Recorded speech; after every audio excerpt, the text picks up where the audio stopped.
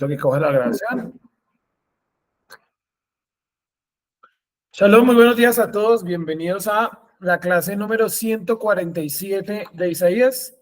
Tenemos obviamente un recorrido enorme por este libro. Los que han venido o los que nos han seguido desde la clase 1, de seguro tienen un recorrido enorme por este libro y un conocimiento amplio del mismo, ¿no? Esperando que todos ustedes se encuentren muy bien en casa y los que están aquí en presencial también. El Creador ha colocado en nuestro corazón el anhelo de reunirnos esta mañana, ¿vale? Vamos a prender esa luz de allá, que es como un poco oscuro. Ay, gracias. Gracias. Mucho mejor. Entonces vamos a dar inicio esta tarde con la clase número 147. ¿Listo? Clase número 147 de Isaías. Hoy el cierre del capítulo 36. La otra semana traigo el folletico porque realmente no alcancé a imprimirlo. Tocaba hacer algunas correcciones. Me di cuenta esta mañana que como yo tengo el material adelantado, ese me quedó pendiente de corrección y se me olvidó hacer la corrección realmente la semana. Entonces no lo quise hacer esta mañana de afán. En el transcurso de la otra semana, o sea, en el otro Shabbat, damos el folletico que finaliza el capítulo 36, ¿no? Recuerden que lo que ustedes reciben acá, las hojitas que por lo general damos a las personas que vienen presencial, que es lo que estamos hablando en este momento en pantalla, se llama fascículo semanal, ¿cierto? Es como un diario, fascículo semanal. Y el otro, donde tiene los resúmenes de cada capítulo, ese se llama el folleto, ¿listo? Entonces, folleto es diferente a fascículo. El fascículo es el que está acá. También se pueden adquirir para los que de pronto no han venido o por alguna u otra razón, ¿cierto? Se imprimen obviamente un número reducido para las personas que yo más o menos tengo detectadas que pueden llegar a venir en Shabbat, ¿no? Entonces, clase número 147. Saludando a todos los hermanos y hermanas que nos acompañan a la distancia o que en algún momento van a ver este video en otro año, ¿no? Que supongo que habrá gente que verá este video en el 2025, 26, 27 y por qué no más allá de esa fecha. ¿Listo? La señora Sergio, Alicia. Sergio, Sí. Hola, hola, Sergio, hola. buenos días. Buenos días a todos. Es que ahí te equivocaste. Es el capítulo 35 que estamos estudiando. Ah, listo, listo, vale, ya lo vamos a corregir aquí. Gracias. Gracias. La señora Alicia me iba a decir algo que había levantado la mano.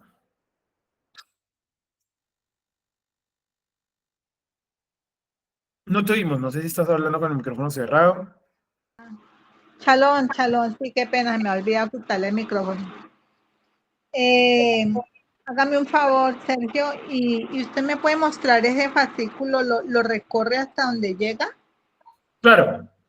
Mira, los fascículos semanales traen para todos. Bueno, este es un poquito diferente porque es el del cierre del capítulo, ¿no? Pero espérame, te muestro otro, el de la semana anterior, por ejemplo. Mira más o menos cómo son todos. Todos tienen esta estructura. Primero está el hebreo, ¿sí? Luego trae la transliteración del hebreo al español, digámoslo así. Luego viene la traducción al español, que es la que hacemos directamente aquí en Centro de Estudios Hebreos Teruá. Y luego tiene el análisis de esos pasajes que estamos leyendo o analizando en esa porción. Cuando hacemos resúmenes como el de hoy, cambia. Solamente ponemos el texto en español y el análisis de todo el capítulo porque estamos haciendo como un resumen, no colocamos nada de hebreo. Pero por lo general, los fascículos semanales siempre traen el hebreo, aquí lo podemos ver un poco más grande, demasiado grande, el hebreo, la transliteración, el español que tradujimos nosotros y también tenemos el análisis de eso que estamos leyendo. ¿Sí? ¿Un poquito más claro hasta ahí? Sí, gracias. Listo. Y ese es el fascículo. Y el folleto sí ya traes como unas imágenes, ¿no? Apartaditos muy pequeños, algo muy, muy chiquitico de resumen de todo el capítulo que pues obviamente no se puede comparar con los fascículos, ¿no? Entonces, por ejemplo, el capítulo 35 son 3 fascículos, el 145, 146 y 147, pero folleto es uno solo. ¿Sí? Entonces, bueno, vamos a empezar con la lectura del capítulo 35, todos, del 1 al 10. Recuerden que el contexto de esta profecía es Yeshua en su primera venida, el Mashiach en su primera venida. ¿Listo? Se alegrará en el desierto el lugar solitario y se regocijará el estéril y florecerá como la rosa. Florecerá abundantemente y se regocijará, también se alegrará y cantará. La gloria del Líbano recibirá la excelencia del Carmelo y de Sharón. Ellos verán la gloria del Creador, la excelencia de nuestro Dios. Fortalezcan las manos cansadas y las rodillas débiles afirmen. Di a los de ansioso corazón, son fuertes, no teman.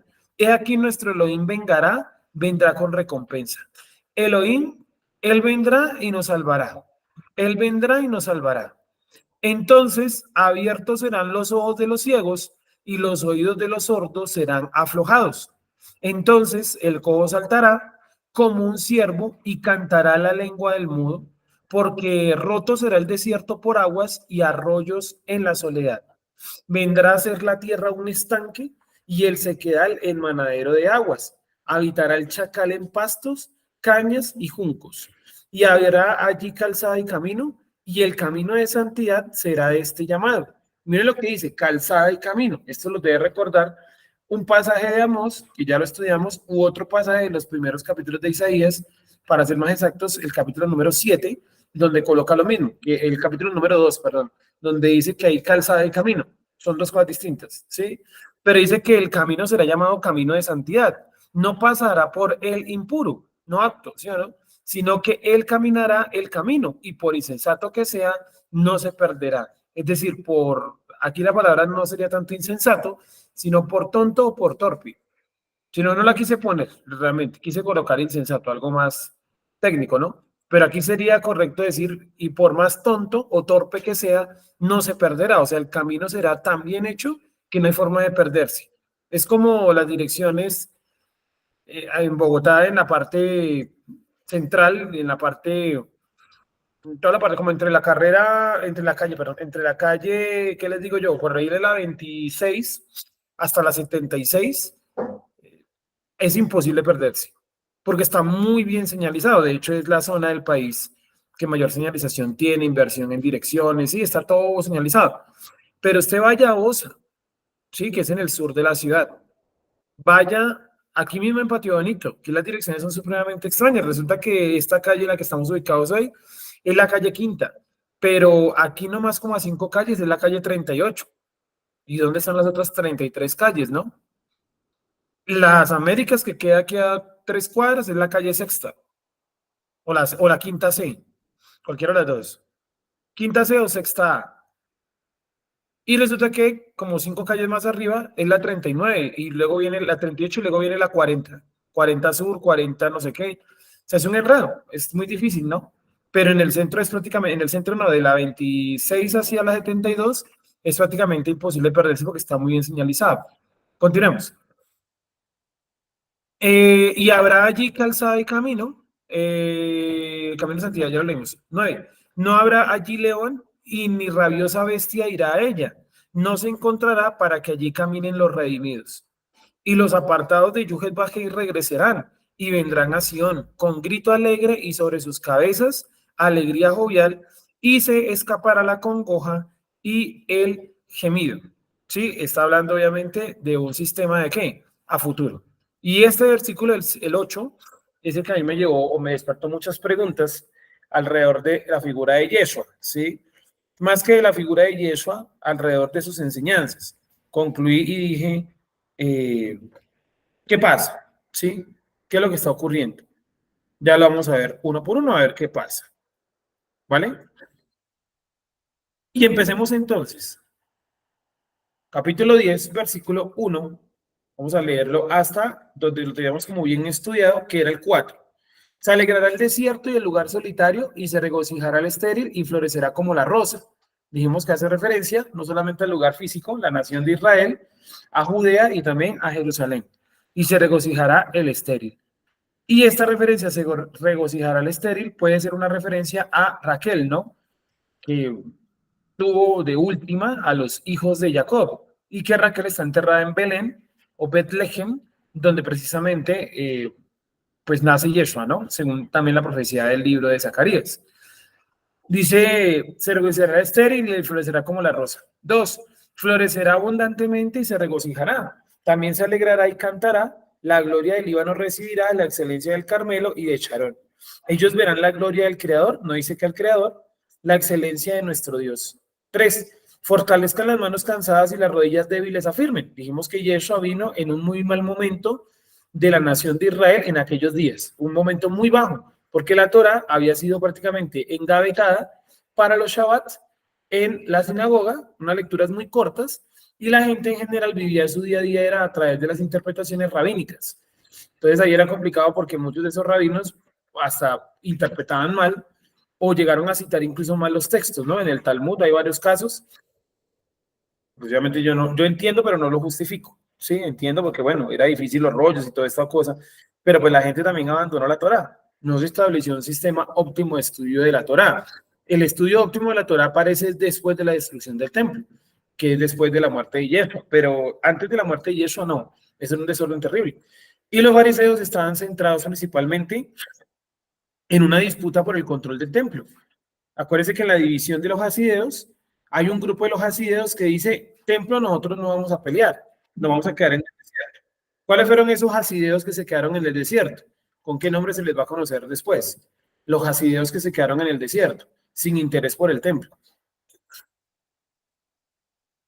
¿No lo recuerdan? Los esenios, correcto. Muy bien. Y los hasideos que decidieron volver a Jerusalén a pelear por el templo para establecer un verdadero sacerdocio, ¿esos quiénes fueron? Los fariseos. Pero pues cuando el templo fue destruido, ya que sacerdocio, ellos dijeron, no, pues ahora toca es el sistema rabínico, ¿no? Y profundizaron más de lo que ya tenían elaborado en el sistema rabínico y aparece el Talmud de Babilonia, Talmud de Jerusalén, pero el principal, el Talmud de Babilonia, ¿cierto? Eso lo hemos visto y yo creo que en general debe estar un poquito claro. Igualmente en la clase de historia hoy tocaremos un poco más la temática, ¿vale? Entonces los invito a la clase de historia para que complementen ahí la información. Seguimos. Diálogos de ansioso corazón. Son fuertes, no teman. He aquí nuestro Dios vendrá con recompensa.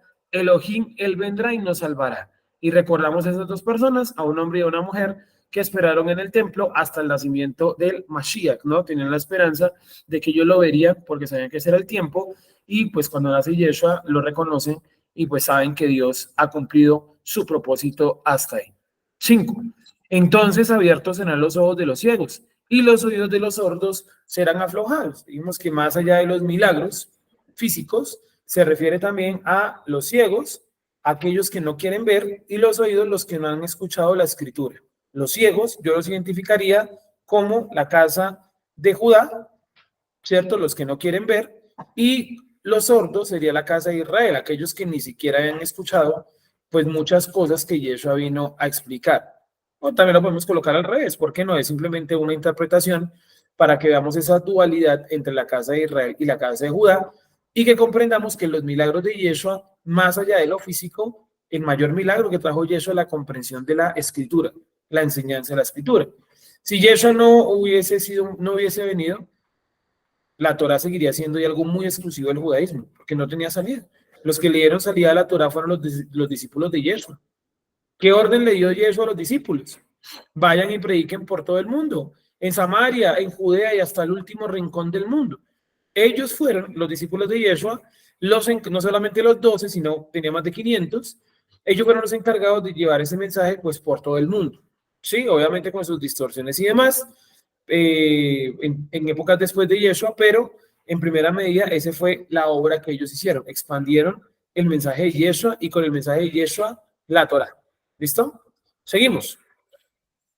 Entonces, no, ya lo leímos. Entonces el cojo saltará como un ciervo y cantará la lengua del mudo. El cojo saltará como un ciervo. También lo explicábamos la vez anterior, que los ciervos son animales que saltan, dan unos saltos impresionantes. El impala, que es un ciervo, salta hasta 5 metros de alto, cuando está en plena persecución, con un león, con un tigre, con lo que sea. Salta, pega unos saltos impresionantes. Tienen esa capacidad, ¿sí? Se está diciendo que el cojo, y ahí me colocaría yo como cojo, que teníamos como parte de la información, pero no toda, estábamos cojos. Y Yeshua vino, o a través de Yeshua, el Eterno vino y nos trajo información complementaria, ¿sí? Y no sé si les pregunté la vez anterior, pero lo voy a preguntar hoy de nuevo, porque no me acuerdo, sinceramente, si lo pregunté o no. ¿En qué tema usted estaba cojo antes de la manifestación de la Torá a través de Yeshua, porque indudablemente algo teníamos de conocimiento de la religión, porque igual la mayoría de colombianos, sus familias siempre fueron muy apegadas a la religión, pero estábamos cojos. ¿Alguien se acuerda de pronto lo que respondió? Ya me acordé que sí preguntamos eso. ¿En qué se sentían ustedes cojos antes de la Torá?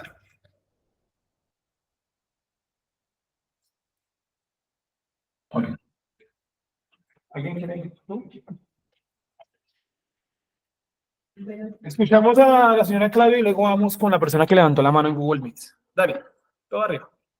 Buenos días. Bueno, el show pasado yo mencioné que en el tema de la idolatría, porque pues terminaba orándole que a la Virgen, que a, bueno, a todos los santos que habían en la iglesia donde pues me llevaban de pequeña, pero pues viene la Torá, viene pues Yeshua y me llena, digamos, de conocimiento que no es así, que definitivamente no tengo por qué idolatrar nada. Correcto. No necesito ningún ídolo para pues tener conexión con el Creador. Listo. Muy bien. La persona, la señora Esperanza, cuéntenos. Chaval Shalom para todos. Pues yo me sentía como muy, no, o sea, no entendía hasta que entré a Raíces Hebreas, entendí lo que es la casa de Judá y la casa de Israel, o sea, las dos casas ahí, pues para mí es como la raíz de todo, ¿no? Donde ya uno comprende la historia de todo este pueblo. Muy bien, gracias. Claudia, por aquí nos A menciona ustedes. que diferentes temas como la idolatría, el diezmo, la predestinación, que hoy en día entiendo que hay algo más allá, es decir, la elección, ¿sí? O sea, fueron los temas que Claudia Patricia logró entender con la llegada a la Torá, ¿cierto? Con la llegada de la Torá a su vida, ¿sí? Que Dios utilizó, bueno, este vehículo, este método, este canal para alcanzarnos a nosotros, a la mayoría de ustedes. Bueno, sí, hay que darle gracias al Creador. Pero en general, no importa tanto el vehículo, sino lo que genera en nuestra vida, ¿cierto? Ese impacto y ese cambio. Y como nosotros, pues obviamente a través de este vehículo, volvemos a mencionarlo, ¿no? Queremos aprender más y tratamos de hacer eso, ¿no? Aprender más en este lugar. Bueno, ¿alguna pregunta está ahí? Continuamos entonces, que ya esto lo habíamos hablado un poquito la semana anterior, lo del cojo. ¿Dónde voy? El mudo saltará, dice, saltará como un ciervo y cantará la lengua del mudo. Claro, porque ahora tenemos que ganas de hablar y de explicar y de contar, porque antes no entendíamos nada. Antes el tema religioso era algo muy ambiguo para nosotros. Hoy en día tenemos algunas certezas, no todas, porque también eso es imposible. Tenemos muchas certezas y mucha información que nos puede servir para el desarrollo de una conversación, debate o creencia. Sí, por ejemplo, no es lo mismo la pérdida de un familiar sin uno tener Torah que con Torah. Pues obviamente el dolor va a estar, pero el dolor puede ser más llevadero o más comprensible a través de la Torah. Ya uno entiende cosas como la predestinación, la elección, que la vida es un ciclo, que la gente se muere, que pues hay resurrección, ¿cierto? Entiende uno cositas. Entonces, eso le da a uno como cierta también estabilidad emocional y en general como de la vida personal, ¿no? Porque si uno no tiene una buena base, porque la mayoría de los adolescentes no tienen una base firme en sus creencias, porque la mayoría fueron criados o formados lejos de Dios. Entonces, cuando viene cualquier crisis, inmediatamente se rompen. Por eso les dicen la generación de cristal. Pero es por una falta de ¿qué? Es por una falta de principios. No es por falta de psicólogos, porque estamos en la época donde más psicólogos hay. Cada día hay más psicólogos, man, así que cada día hay menos psicólogos, ni que lo estuvieran cazando. Cada día hay más psicólogos, cada día hay más canales de autoayuda. Coloquen autoayuda en YouTube, verán toda la gente que sube información. Yo digo, bueno, tampoco podemos meter a toda la basura, ¿no? Algo de ahí servirá o a un público específico le servirá. Posiblemente a nosotros los del mundo de la Torah no nos sirva, porque nosotros estamos ya en otro nivel de escucha, ¿sí? Y yo creo que todos hemos notado eso, ¿no? Como que estamos en un nivel de escucha superior. ¿Mm? Que hasta para estudiar la paracha y demás uno escucha lo que escuchaba de pronto hace 5 años para la paracha y uno dice, no, ya no estoy como para este nivel, estoy como para un nivel superior y está bien porque uno va avanzando en su vida, ¿sí me entiende? Va avanzando en su vida. La idea es que el maestro, los maestros puedan también ir avanzando. ¿Por qué? pues a veces ocurre que los maestros se quedan estáticos en las mismas doctrinas, errores y conocimientos, y ahí hay un peligro para la comunidad por completo.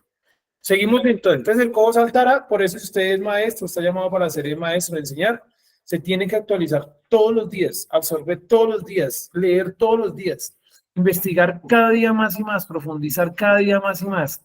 Eso es lo que tenemos que hacer como maestros. No se puede quedar usted con los mismos comentarios, con las mismas historias, con las mismas vivencias, con los mismos ejemplos. Cada día hay que ir aprendiendo más. Seguimos.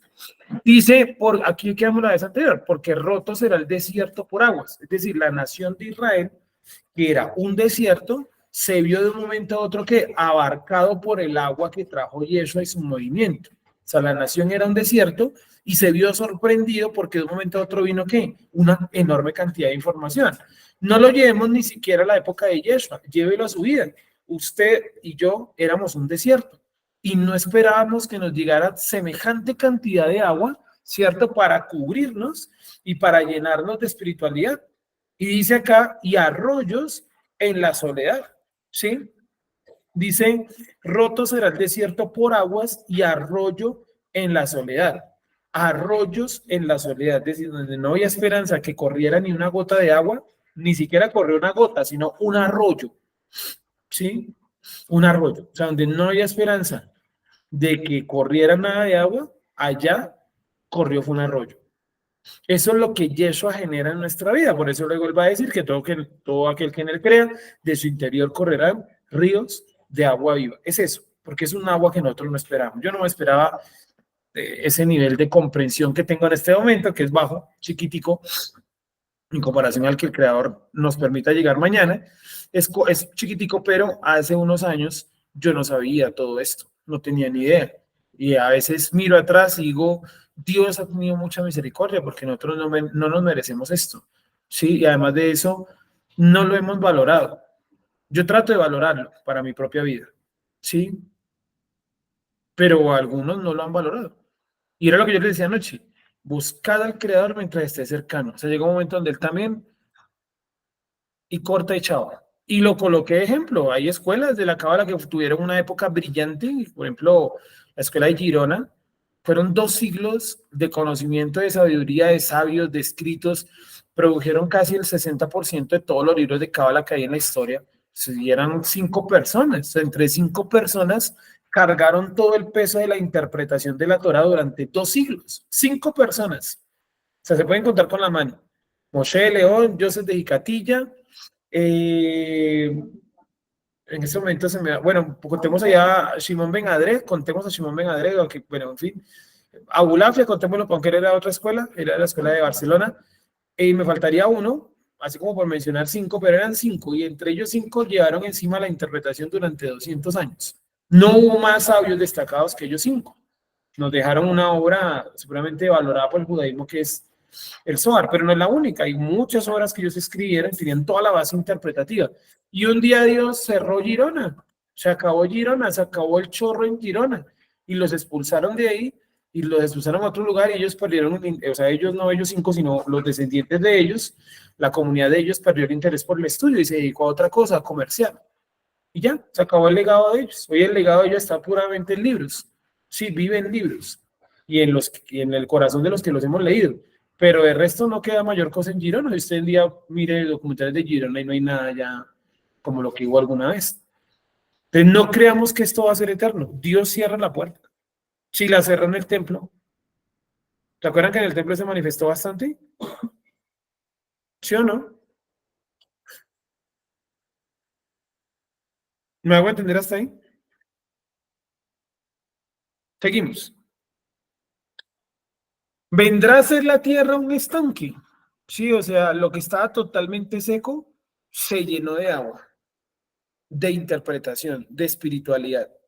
Y el sequedal en manadero de aguas, o sea, algo que fluye y fluye y fluye y seguirá fluyendo. Habitará el chacal en pastos, cañas y juncos. Como les decía hace 15 días, los chacales no habitan en ese lugar. Los chacales son animales del desierto, de la tierra. Es más, escogen lugares muy secos para construir sus madrigueras. les gusta el calor. Son animales adaptados para eso. Además, no tienen pelaje, tienen es como una piel, ¿sí lo han visto? Como un cuero así parecido al del ser humano. Y si el chacal se ve viviendo en este lugar, es porque el desierto donde él vivía, ¿qué pasó? Se convirtió. Y yo les decía que ese chacal, en la actualidad, no son la gente de allá afuera, somos nosotros, que nos vemos sorprendidos por la gran cantidad de información que hay. Solamente que tenemos que, ¿qué? Pues ponernos a estudiar, porque la información no le va a llegar por fax. No sé si hoy en día se manden fax, tal vez sí, ¿no? No le va a llegar por correo electrónico. No le va a llegar en un WhatsApp, en un audio de WhatsApp. ¿Sí? Pues ojalá llegara a través de un audio de WhatsApp, pero no, es más difícil. Toca ponerse a estudiar, a buscar, a indagar, a cruzar por aquí, cruzar por allá. Leas un libro, leas otro libro, busque, piense en la Torá. Es difícil. Sí, es un proceso. Pero somos esos chacales que nos vemos ahora, miramos a todos los lados. Yo me siento así, miro a todos los lados y veo es que pastos, cañas y juncos. ¿Sí? O sea, la misericordia, las maravillas del Creador. Miro a todos lados y digo, la misericordia del Creador es muy grande, porque nos ha puesto a nosotros en la boca, en la conciencia y en el corazón, en el alma, como lo quiera llamar, nos ha colocado sabiduría de la Escritura. Eso es muy difícil de conseguir, muy difícil. Solamente es a través de Él, a través de Él. Pero Él ha llamado a su pueblo para que su pueblo, nosotros, nos acerquemos a Él con un corazón contrito, humillado, es decir, sin altivez, con sencillez, y que le busquemos de corazón. Él nos ha llamado a eso. ¿Por qué Dios no ha saneado la tierra? En el libro de Crónicas lo dice.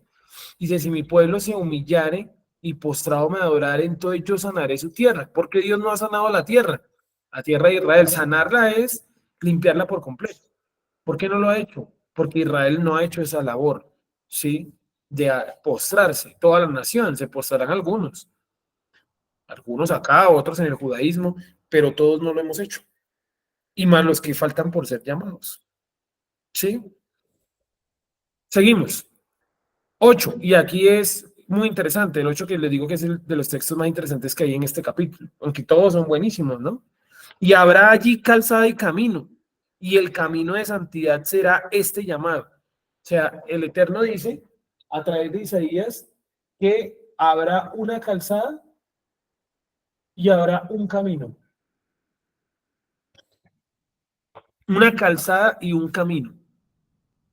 Y camino de santidad será este llamado. O sea, el camino, no la calzada, será llamado camino Kadosh.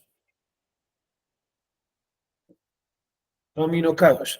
Ese camino Kadosh, ¿cierto? Ese camino Kadosh dice que por él no pasará persona no apta.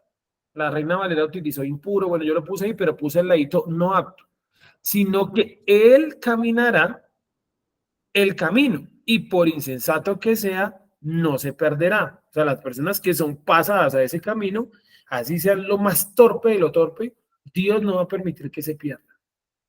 ¿Qué interpretamos nosotros con calzada y camino? Esto lo vimos en otro pasaje de Isaías hace mucho tiempo, ya casi más de 2 años, pues que es lo que estamos,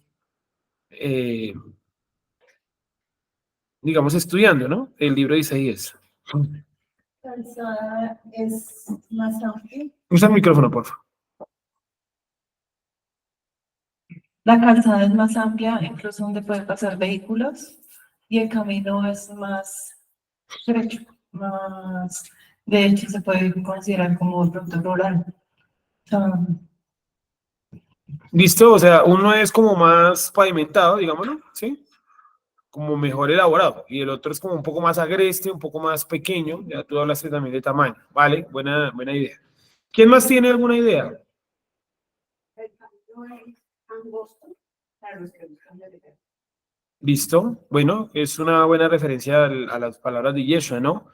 Que angosto es el camino, ¿no? No dice es el otro, ¿no? ¿Cómo es que dice aquí en la escritura? La calzada. No está hablando de la calzada. Yeshua está hablando del camino. Yeshua dice yo soy el camino, él no dice yo soy la calzada. Es como lo aterrizarían ustedes. ¿Qué sería el camino? Esto recuerden que esto ya lo vimos en Isaías. Cuando dijimos que hay un capítulo de Isaías que dice, porque la Torá es de Sión. ¿Sí? Dice algo así. La Torá saldrá de Sión y la palabra saldrá de Jerusalén. Es diferente. Sión es lo máximo a nivel espiritual. O sea, la Torá fue hecha en un nivel superior. ¿Sí? Pero la interpretación de la Torá es así, es en ese plan. ¿Me hago entender? O sea, en la Torá hay cosas más allá del no matarás, más allá del no robarás, no mentirás. ¿Sí? Y es lo que carecemos en la actualidad. Interpretaciones de la Torá hay, pero buenas interpretaciones hay pocas. No es que no las haya, hay pocas. Y usted puede ver, por ejemplo, en el Midrash, a esas son unas interpretaciones de la Torá.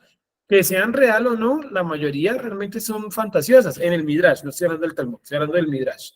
En el Midrash, los que han tenido la oportunidad de leer el Midrash, se darán cuenta que muchas de las explicaciones de ahí son un poco supersticiosas, mágicas, fabulescas. Yo creo que también ese era el objetivo de los comentarios, ¿no? Como hacer una especie de interpretación simbólica, metafórica, y yo creo que no está mal. Lo malo es que usted crea que eso es verdad. Como metáfora, bueno, es como usted creer que el sembrador sale a tirar las semillas por todo lado.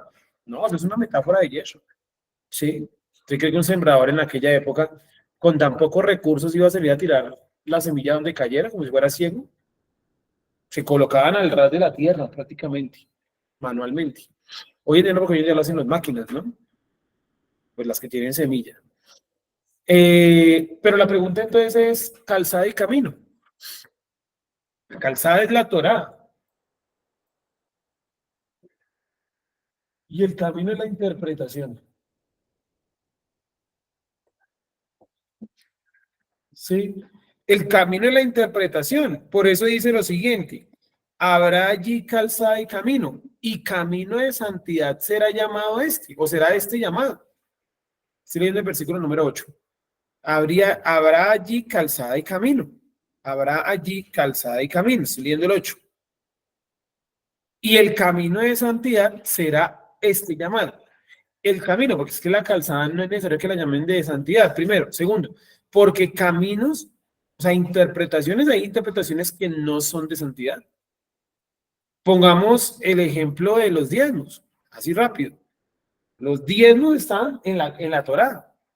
O sea, usted coloca diezmo en la Biblia y ahí le bota referencias de la Torá, principalmente. De hecho, en el Nuevo Testamento creo que solamente hay un versículo que menciona la palabra diezmo. Por lo menos uno dicho por Yeshua, ¿sí? Donde dice que si yo voy al templo y tengo un problema con una persona, déjeme diezmo allí y vaya y me ponga paz con la persona. Porque a Dios le importa más, anoche lo decíamos, cómo usted trata a las personas que cuánta plata llevó usted al diezmo, ¿sí? Y por eso después pregunta, ¿quién dio más? ¿La mujer que lo dio todo o estos que dan de lo que les sobra? Es la mujer que lo dio todo. A Dios no le importa la cantidad, sino que la intencionalidad, ¿vale? Pero si usted coloca la palabra diezmo en la Biblia, en los diccionarios, le va a remitir principalmente entre el libro de Éxodo y el libro de Números. Ahí está como tendido y largo todo lo de los diezmos. Pero mi pasaje favorito de los diezmos es números 18, 25 al 32, donde en números 18, 25 al 32, Dios le dice a Moisés que los sacerdotes no pueden delinquir contra el diezmo. Es decir, que no pueden comportarse de mala manera con el diezmo, que no se lo pueden ni comer todo, ni tampoco se lo pueden comer fuera del lugar santo. ¿Por qué? Dice ahí, dice, porque para que sea aceptado, el sacerdote tiene que dar la 10ª parte del diezmo. ¿A quién se la daba si no había entidad superior? Dice, la mecerá y ofrecerá delante del Creador. Parece ser que ese Mesías, no sé cómo, ya hemos dicho que ese es un misterio, vamos a suponer que se mecía moviendo las manos así, aunque no, estoy seguro que no era así, y eso de haberla mecido, se le prendía fuego y se dejaba consumir. Eso mostraba que de parte de los sacerdotes había un desapego por lo material, porque usted sabe que le trajeron 50 manzanas para la sobrevivencia suya, de los pobres, de las huérfanas, y usted quemar 10, usted diría, no, porque nos podemos morir de hambre. Eso demuestra que ellos llegaron a la conclusión o tenían que estar en el nivel de conciencia de decir que lo que nos sustenta no es esto, es Dios. ¿Sí? Por eso lo quemamos, la 10ª parte, o lo ofrecemos, la 10ª parte.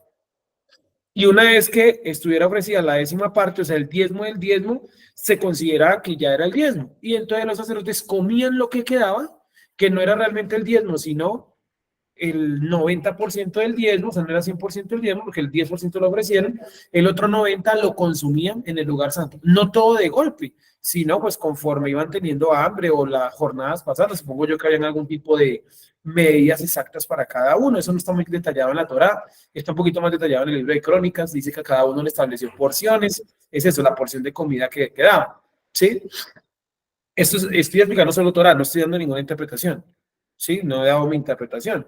Ahora, eso está en la Torá, esa es la calzada. ¿Cuál sería el camino? Interpretemos. ¿En la actualidad se puede cumplir esto? Dime, cuéntame.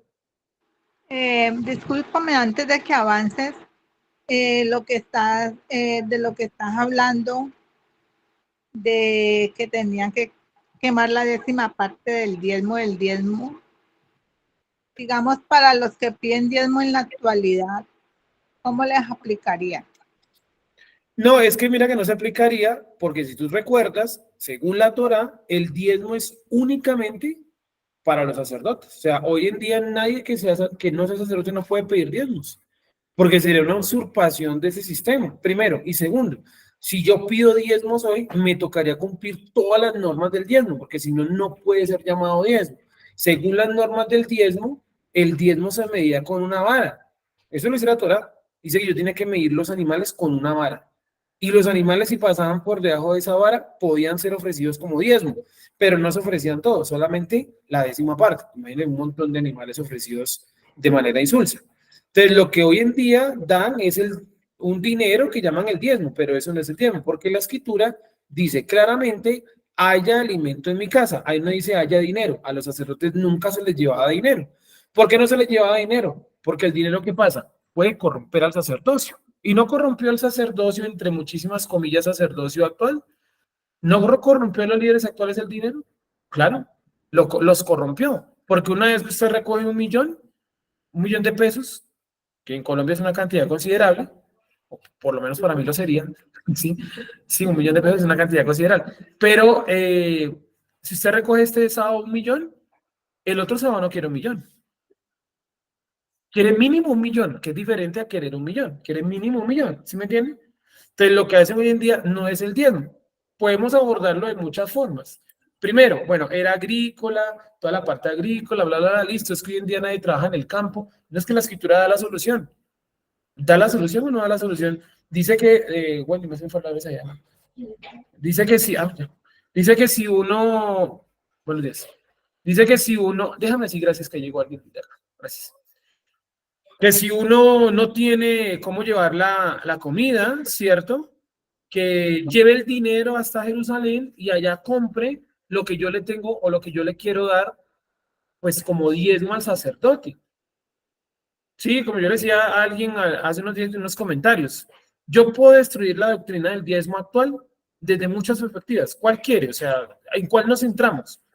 Si quiere, hablamos de los tiempos. Según la Torá, ¿cada cuánto se da el diezmo? Anual, en la fiesta de en la fiesta de Sukkot, perdón, ese era el diezmo. Y en el tercer año, yo no daba el diezmo al sacerdote.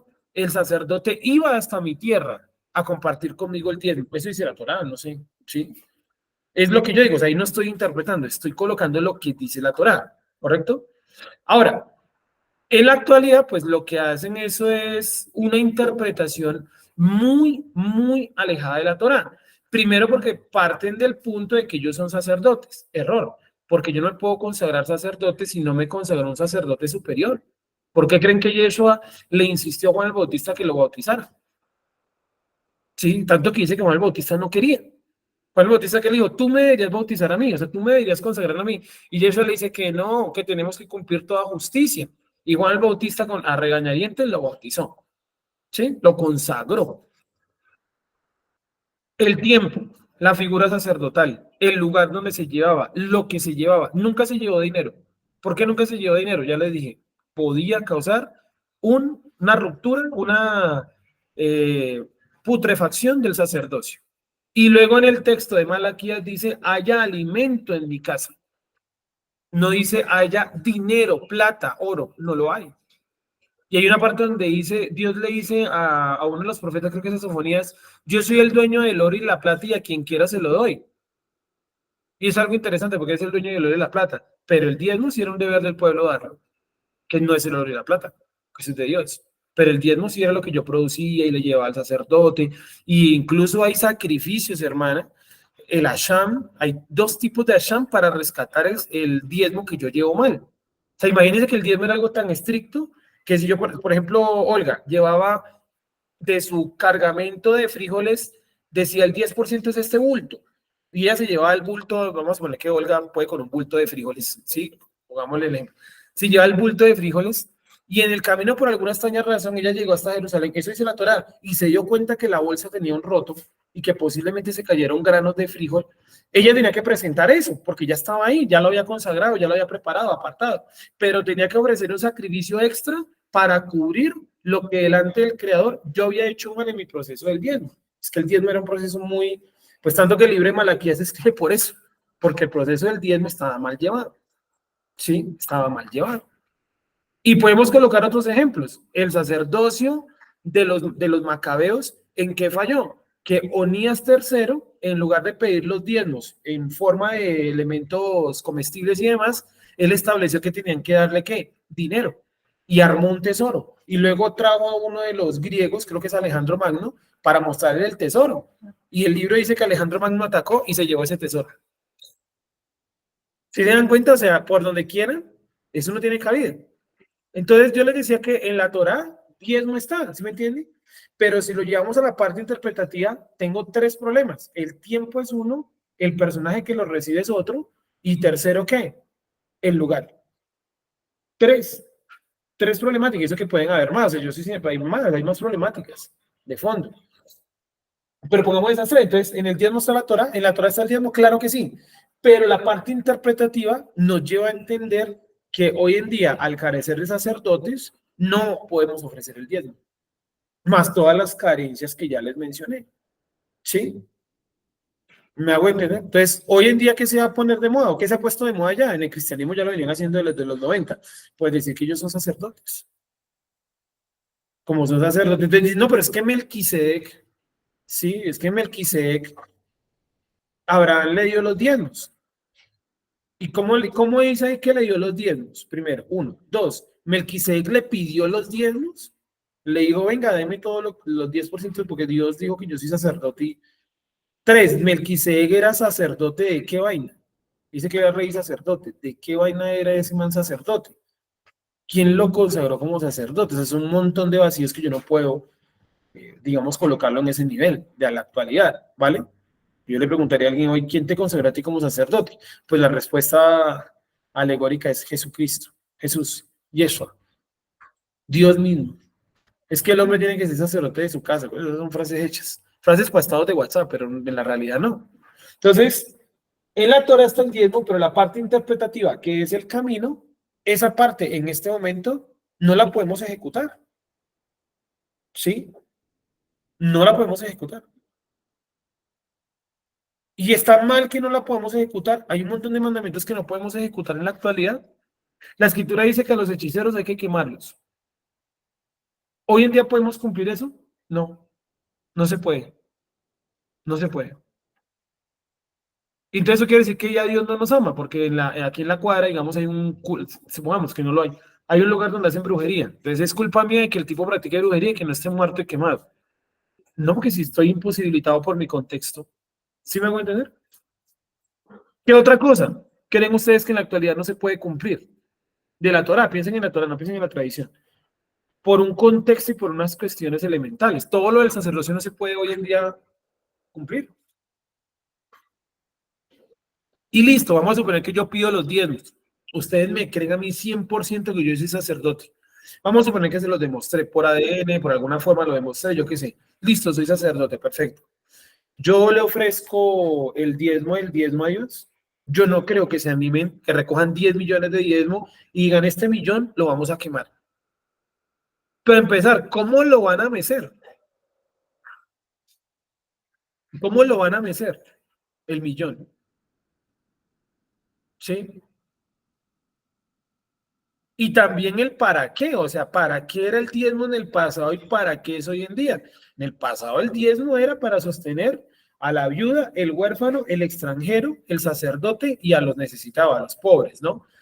En la actualidad yo no sé, supongo yo que es para comprar viajes a Estados Unidos, ¿no? A Miami, que a todo el mundo le gusta ir a Miami.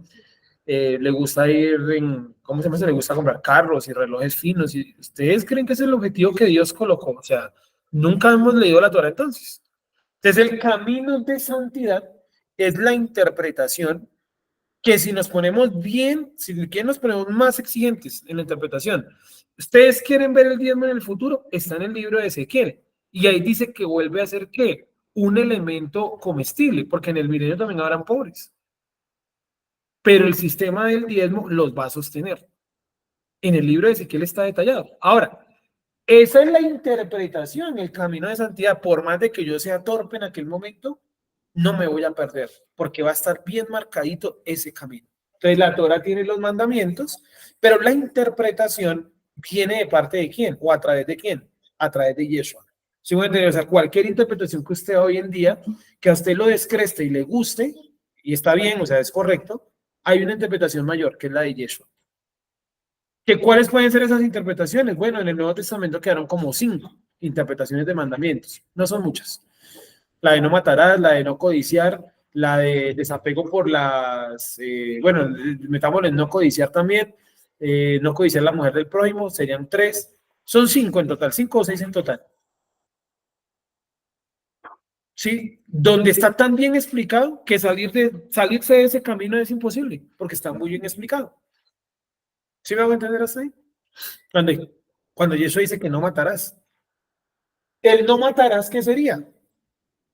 La Torá, o sea, la calzada. ¿Sí o no? La calzada. Y el camino, Kadosh, el camino de santidad, la interpretación, ¿qué sería? Que no matarás, no solamente es no matar a la persona, sino no hablar mal de ella. Esa es la interpretación. Y está también explicado por Yeshua que es difícil salirse de ahí. O sea, es difícil que usted lo contraiga. Porque finalmente en nuestra lengua, en nuestra boca, ¿qué está? Según el libro de Santiago, los proverbios y los salmos, la vida y la muerte. ¿Sí o no? La vida y la muerte. O sea, que no es lo mismo que la persona que dice, de esta enfermedad yo me voy a morir, a la persona que dice, Dios me puede llegar a sanar. No es lo mismo. El efecto en el cerebro es diferente y en todo el cuerpo. ¿Sí me hago entender? ¿Me hago entender así? Bien. Bueno, creo que por aquí hay una manito levantada. Claudia, cuéntanos. Gracias. Habías hecho una pregunta, como que ya también para salir como del tema y seguir avanzando. ¿Qué mandamientos no podemos cumplir hoy? Tengo en mente la purificación por muerto, porque no contamos con las cenizas de la vaca roja. Correcto. Es decir, no contamos con la ceniza de la vaca roja. Podemos llegar a ser hasta un punto, pero cuando ya entra la ceniza de la vaca roja, hoy en día no se puede cumplir. Entonces, ¿qué pasaría si yo tengo una vaca roja en mi establo? ¿Sí o no? Uno diría, bueno, ya tengo la vaca roja, ¿podría cumplir la purificación a través de muerte? No, porque recuerden que la preparación que hice la Torah es una cosa larguísima, que el sacerdote él se quita la ropa, ¿se acuerdan que eso es un enredo?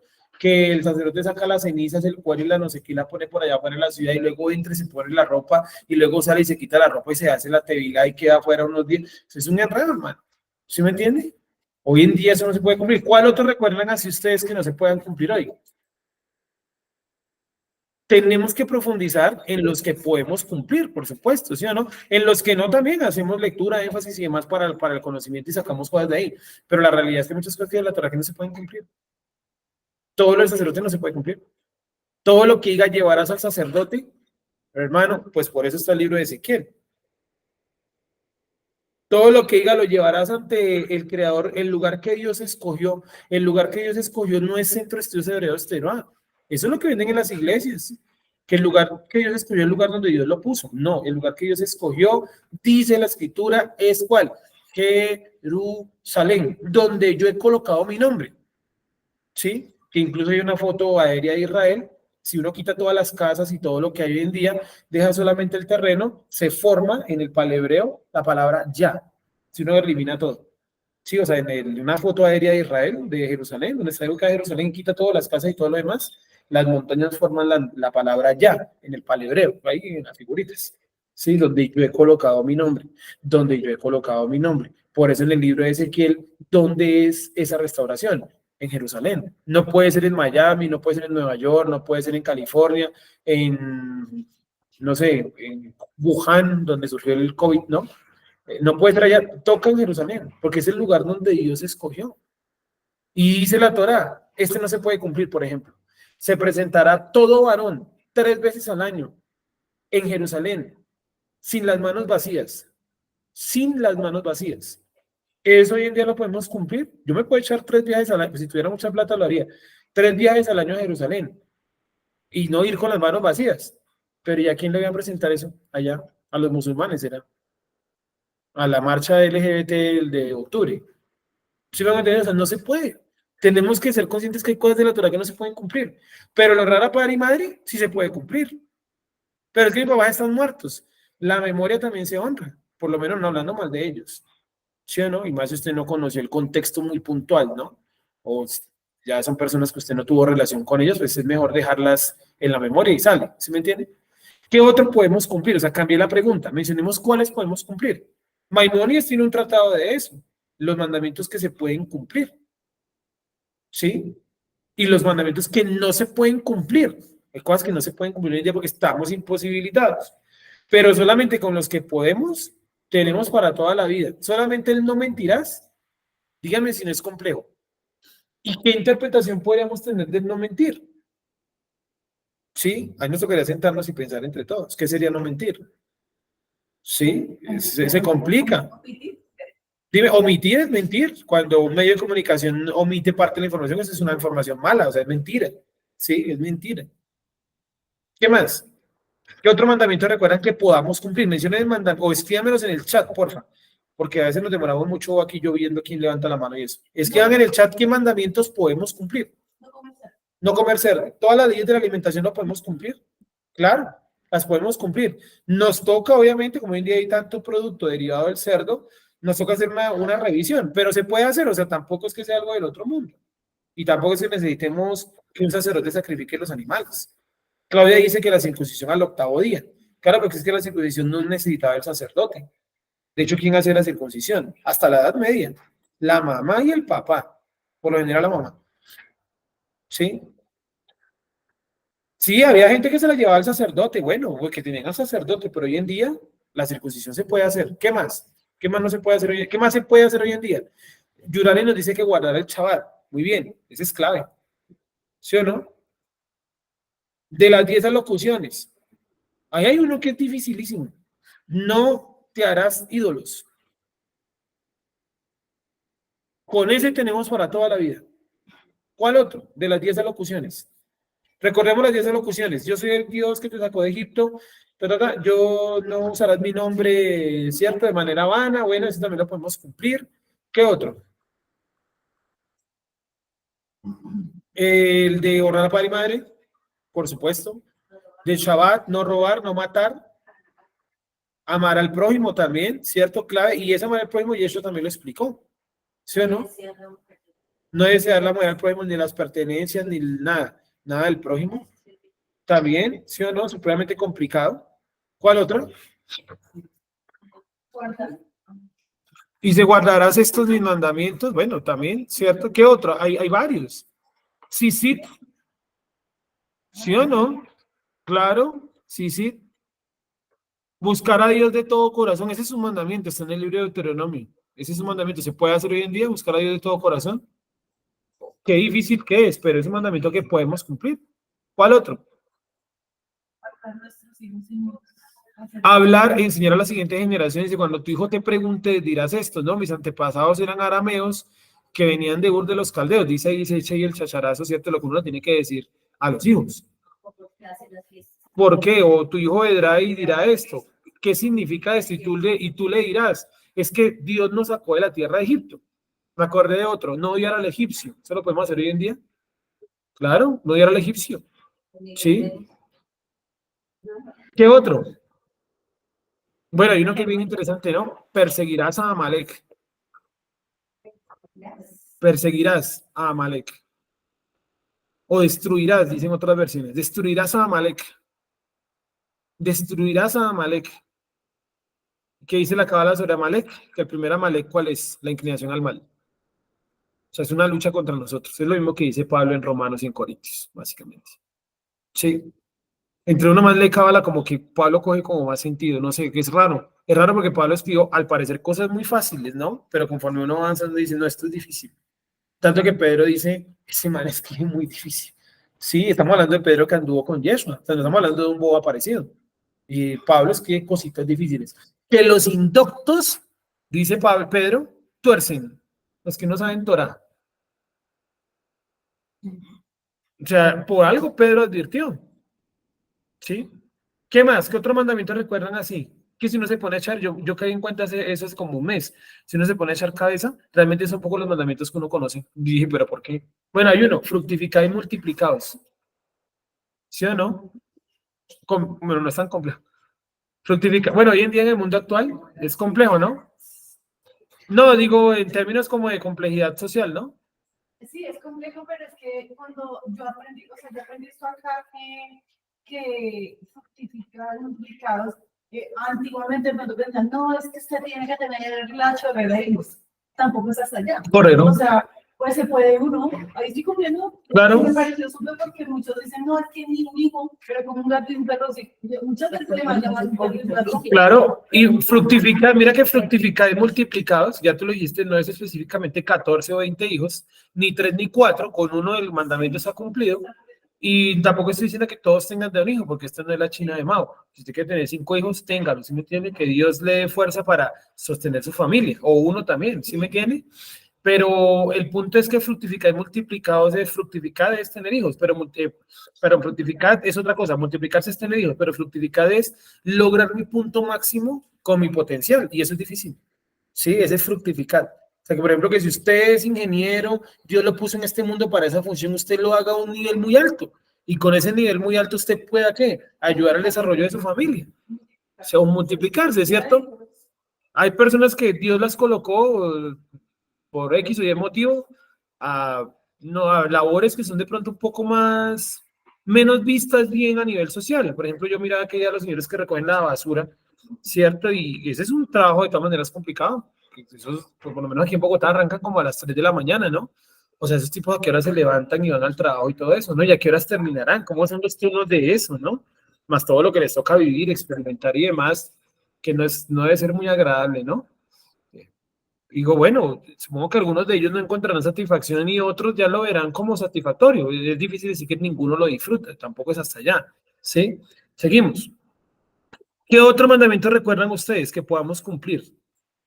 Recordar sus palabras al acostarse, al levantarse, al andar por el camino. Súper, excelente, ¿cierto? Recordar las palabras del Creador al acostarnos en el camino, al salir, al entrar, ¿cierto? Las repetirás, todo eso también lo podemos cumplir. ¿Qué otra? Y eso sí que es difícil, ¿no? No robar, muy bien. Y también uno se podría sentar y bueno, hagamos un camino K2 para no robar. O sea, no vamos a discutir qué es no robar, que lo vamos a quitar, no, vamos a interpretar qué es no robar. Alguien diría, no, no robar es, pues, sustraerle a otra persona sus propiedades, ¿no? Y otro diría, no, no robar también es cuando uno está en la fila y se le colan, ahí le robaron el turno. Eso es no robar. ¿Qué más es no robar? Digamos, yo hace poco tuve una discusión conmigo mismo porque estaba en una EPS y pedí un turno, ¿cierto? Fue para alguna vuelta que fue a hacer a mi abuela, pedí un turno y bueno, me salió un turno ahí, sí. Y eso me puse a pensar y dije, no, pedí mal el turno, lo pedí para, no sé, otro tipo para radicaciones, algo así, me equivoqué. Dije, no, tengo que pedir ese turno para pedir fórmula médica. Fui y pedí la fórmula médica, pero ya había pasado como media hora, o sea, caí en cuenta como tarde, ¿sí? Y me quedé con el turno de la radicación y dije, ¿y ahora qué hago? ¿Se lo doy a una persona de las que llegó? ¿Qué hago? O sea, entré como con esa discusión conmigo mismo. ¿Qué sería lo más justo acá? Dárselo a la persona que acabó de llegar. Tome, mire, yo tengo este turno, lo tomé hace media hora y los que llegaron después de mí, pues que se jodan. ¿Sí me entiende? O sea, dije, ¿qué hago acá? No sé. ¿Sí? Me quedé ahí pensando y dije, no sé qué hacer. No tuve la respuesta y dije, ¿qué sería lo más justo acá? Y concluí que lo más justo era dárselo a la persona que seguía. después de mí, que llegó después de mí, pues entonces, ¿qué sería lo más justo? Pues cuando pasé a mi turno, que fue mucho más rápido que el de la fórmula médica, le dije a la señorita, mira, yo me equivoqué y pedí este turno, si a alguien le sirve, no sé, usted, yo, no, no pasa nada, y se quedó con él, bueno, ya ahí le tiré la pelota a otra persona, ¿sí? Me lavé un poco las manos, sí, me hago entender. Igualmente, pues yo no le robé a nadie el turno ni se lo regalé a otra persona para que le robe el turno a otra persona. ¿Sí me entiendes? O sea, no generé como una cadena de robo. Digo, yo saqué este turno y pues, no sé qué hacer con él. ¿Sí? Y una persona Eh, por sí casi siempre es como la fila prioritaria. Sí, bueno, ahí hay turnos prioritarios. Digamos, no lo metí por ahí por los turnos prioritarios, ¿no? Un ancianito o algo así. Entonces son cosillas en la vida de uno más aterrizadas a la realidad, ¿no? ¿Qué otro mandamiento? Por ahí mencionaron otro. ¿Cuál fue el que mencionaron por ahí? Bueno, el chaval ya lo hemos colocado, ya nos había mencionado Yuranis. ¿Cuál otro? Recordar las fiestas. Escribir las palabras del Eterno, como dice, las escribirás en los postes de tu casa y en tus portones. Este también que nos dice Alicia, el de escribirás estas palabras en las puertas y demás, que hoy en día pues tenemos la interpretación de la Mesusa, que me parece que es una buena interpretación, pero también podríamos romper esa interpretación y decir, no, yo no lo coloco en Mesusa, sino lo coloco directamente, o sea, lo escribe al lado de la puerta, o lo escribe en la puerta, bueno, de pronto usted se da la mañana de hacerlo, o tiene la capacidad de hacerlo, porque de pronto usted lo hace en la casa que le arrendaron y el dueño no le gusta mucho la idea. No, pero de pronto usted tiene alguna manera de hacerlo y lo puede hacer y le queda bien y válido, ¿sí me entiende? Tenemos la interpretación de la Mesusa que en mi punto de vista es válida, pero bueno, se puede hacer de otras formas también, ¿sí? ¿Qué otra? Porque lo llaman camino de santidad. O sea, porque a la interpretación de María Santidad. ¿Te acuerdas que no sé si lo habíamos dicho la vez anterior, que la santidad es ese proceso, no es, ya te di la palabra, Chloe. La pregunta de Wendy es la siguiente, que de pronto no escucharon que preguntó sin micrófono, ¿por qué llaman a ese camino camino de santidad? ¿Sí? Y bueno, es lo que voy a responder a continuación, ¿no? Camino de santidad, yo lo veo de esta manera y es porque a través de esas interpretaciones como aterrizamos esto para podernos consagrar al Creador, porque finalmente el no matarás, solamente, netamente el no matarás no me dice mucho, porque puede ser reduccionista. O sea, necesitamos la parte interpretativa para los mandamientos, claro, incluso para mandamientos como no matarás. Entonces, esta interpretación, este camino Kadosh, lo que nos hace es acercarnos, ¿qué? Pues a la santificación, a la santidad, ¿no? Santidad es el objetivo y proceso es la santificación. O sea, la interpretación es el proceso a través del cual yo voy buscando, digamos, la santidad, que es difícil, supremamente difícil. Aquí Claudia nos menciona, mandamiento, 6 días trabajarás. Ese también, ese es difícil de cumplir, ¿saben? Porque nosotros trabajamos ¿cuánto aquí en Occidente? Bueno, la mayor parte de la gente, ¿no? Sí. 5 días, ¿no? 5. Y descansan 2, pues yo sé que no todo el mundo tiene esos horarios. Pero pues, la gente que trabaja, por ejemplo, 5 días de oficina y descansa 2 días, ¿cómo ajustaría para trabajar 6?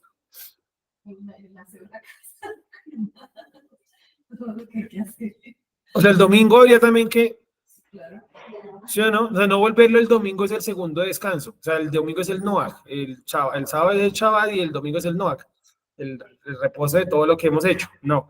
Dice Claudia, mandamiento, ocuparse en un oficio.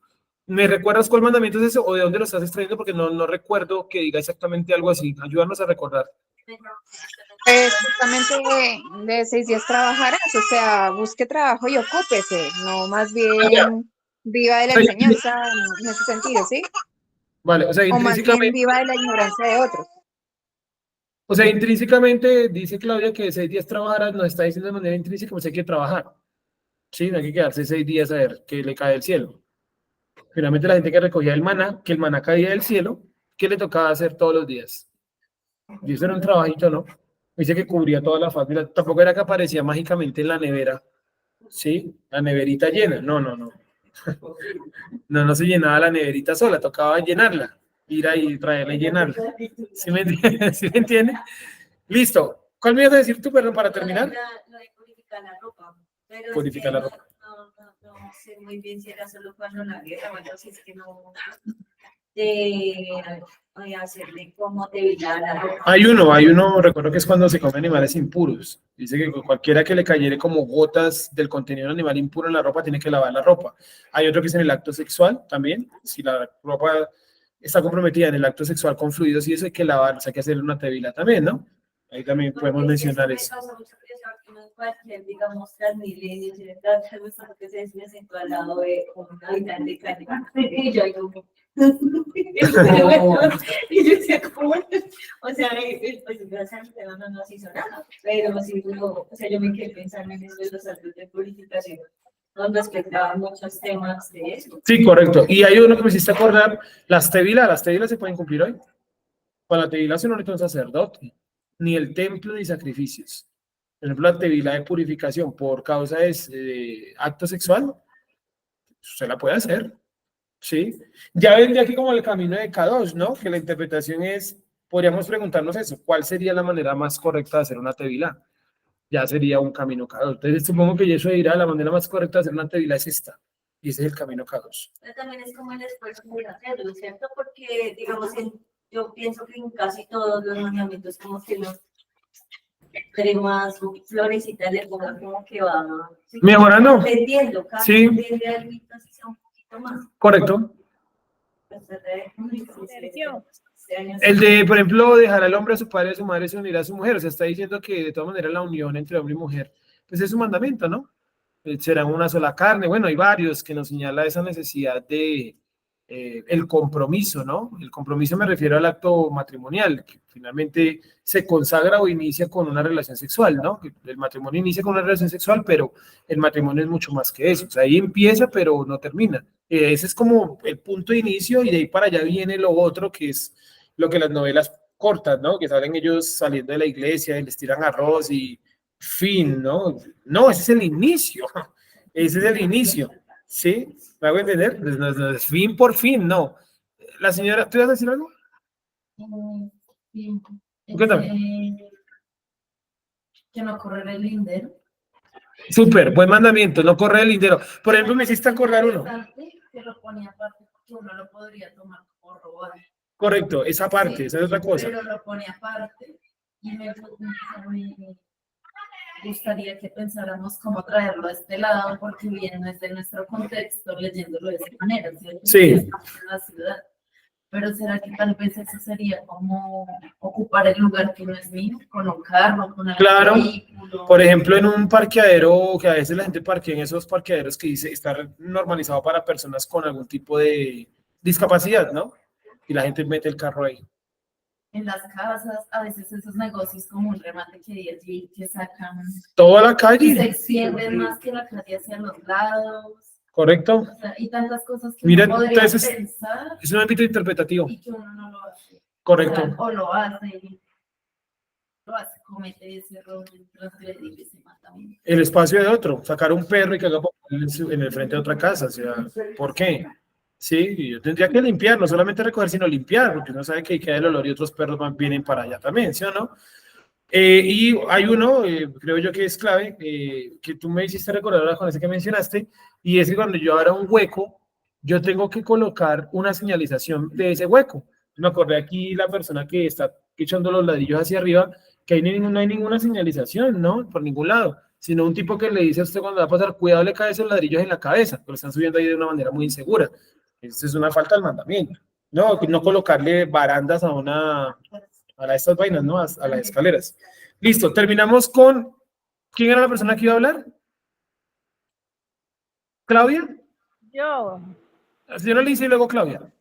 iba a preguntarte, en raíces hebreas existe el bautismo. Pues bueno, no sé, supongo que en algunas congregaciones mesiánicas hablarán, pero pues en la Torah está, dice tevila, ¿cierto? La tevila es de tres formas. La tevila tradicional, donde está, por ejemplo, el nombre de Yeshua. Esa es tradicional, bueno, que Yeshua la colocó para que la hiciéramos, ¿no? Está también la tevila de consagración o de purificación, y la Torah coloca hartas de esa, o las tevilas de la Torah, y la otra serían las simbólicas, ¿no? Como no, que fui bautizado por el Espíritu Santo, por la presencia divina. Bueno, eso es una interpretación, ¿vale? Entonces sí, efectivamente la Torah dice que hay que hacer tevilá, y hay que hacer tevilá en nombre de Yeshua. Eso sí es claro, porque él es el director máximo de la orquesta, ¿vale? Claudia, y terminamos.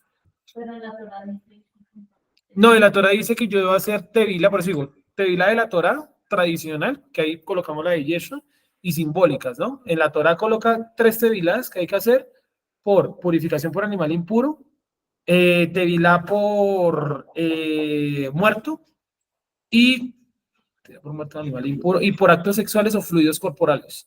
Sí, son los de la Torá. Ya la otra, le hemos dicho que es una interpretación que apareció para unirse a una escuela, ¿no?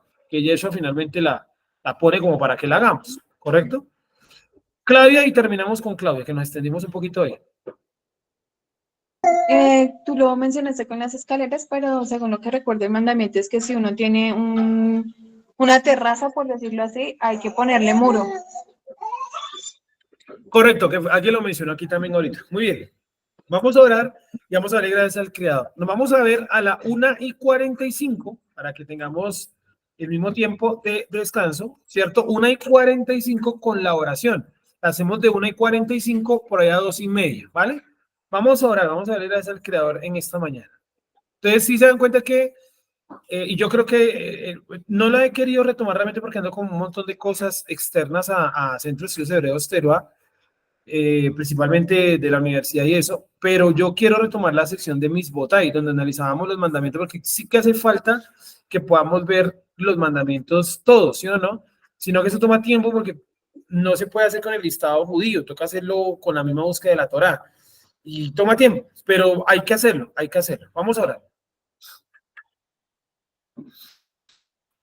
Gracias, Padre Eterno, por tu bondad y por tu misericordia. Te pedimos que nos guardes en esta tarde que nos has permitido llegar a este Shabbat. Guárdanos, Padre Eterno, y cuida nuestra vida y nuestra alma, porque nosotros necesitamos de ti, Padre Eterno. Te pedimos que nos llenes con tu santa presencia y nos ayudes a seguir caminando ese camino de santidad, que podamos encontrar interpretaciones más acertadas a los mandamientos de la Torá. Gracias, Padre Eterno, porque para siempre es tu misericordia. Tú nos has aproximado tu amor y nos has aproximado tu Torá, porque así te ha placido. Te has colocado este Shabbat, Padre Eterno, como señal entre tú y nosotros. Ayúdanos a guardar Shabbat de manera correcta y acercarnos cada día más a ti. Gracias, Padre Eterno, y te pedimos que nos guardes en lo que resta de nuestro Shabbat. Coloca ánimo en nuestro corazón para no decaer en el Shabbat, sino todo lo contrario, cada día clamar más en él. Gracias, Padre Eterno. Amén. Amigos, nos vemos entonces a la 1:45, exactamente en hora y media, para la oración, ¿vale? Que estén bien y que les vaya muy bien en el almuerzo. Shalom a todos. Shalom. Gracias, Sergio. Shalom, muchas gracias, Sergio. Shalom, que estén bien.